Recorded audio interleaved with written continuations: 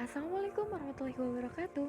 Baiklah, pada pertemuan kali ini saya akan melakukan praktikum IPA di SD dengan judul Membuat Judul Menu Makanan 4 Sehat 5 Sempurna. Tujuan dari praktikum ini ialah untuk dapat membuat menu makanan dari bahan makanan sederhana sesuai slogan 4 Sehat 5 Sempurna. Adapun alat dan bahan yang digunakan, 1 tempat plastik, 2 berbagai bahan makanan. Nah, kemudian, cara kerjanya. Yang pertama, siapkan bahan makanan yang diperlukan untuk membuat menu makanan. Di sini, saya menyediakan bahan-bahan makanan, yakni ada berupa sayur sawi, kemudian bahan-bahan masakan, ada juga ikan yang sudah dilumuri dengan tepung, dan ada tempe yang kemudian akan digoreng. Setelah itu ada juga beras putih, ada gula pasir, ada juga susu,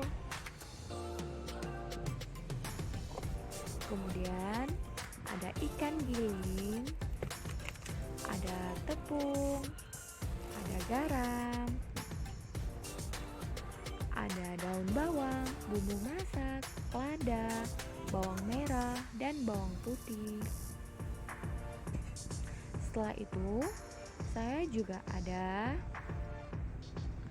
bawang merah, bawang putih, kentang, daun bawang, lada, telur,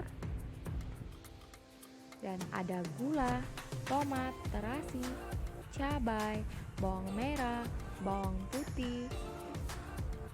Nah, cara kerja yang kedua dari bahan makanan tersebut, buatlah menu sederhana yang memenuhi syarat 4 sehat 5 sempurna. Di sini saya membuat nasi putih, kemudian ada ikan goreng dan juga tempe yang sudah digoreng.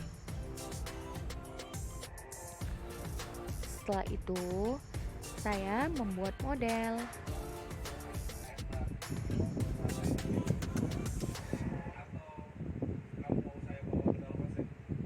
Kemudian ada juga es campur.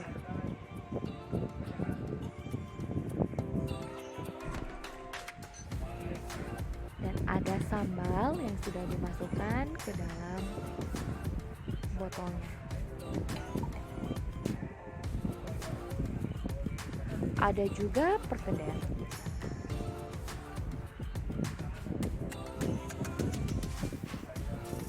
Kemudian ada susu. Nah, yang ketiga, sebutkan masakan yang dihasilkan dari bahan makanan tersebut serta masukkan ke dalam kolom yang sudah disediakan pada lembar kerja. Yakni ada nasi, kemudian ada ikan goreng, ada tempe goreng, ada sawi yang sudah dimasak, kemudian ada es campur, ada susu segar, ada model, ada sambal, dan juga ada perkedel yang sudah dibuat. Cara kerja yang keempat, kelompokkan masing-masing bahan makanan tersebut ke dalam kolom yang sudah disediakan dalam lembar kerja. Dan yang kelima, catat semua data masing-masing kelompok itu ke dalam kolom yang sudah disediakan dalam lembar kerja.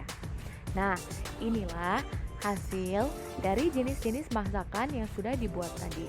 Ada 9 jenis masakan yang kemudian dikelompokkan ke dalam makanan dan diurutkan berdasarkan jenis bahan makanan dan diurutkan kembali melalui zat makanannya, apakah termasuk di karbohidrat, protein, lemak, ataukah termasuk di vitamin. Nah, dari tabel berikut ini sudah dijelaskan ya 9 jenis masakan yang sudah dibuat berdasarkan zat makanannya. Selanjutnya kita ke pembahasan. yakni bahan makanan sayuran adalah segala sesuatu yang dapat dimasak dan diolah untuk dihidangkan. Bahan makanan itu sendiri dikelompokkan menjadi satu bahan makanan pokok, yakni bahan makanan yang sudah dimasak merupakan makanan utama. Contohnya yakni nasi, jagung, sagu, ubi, dan talas.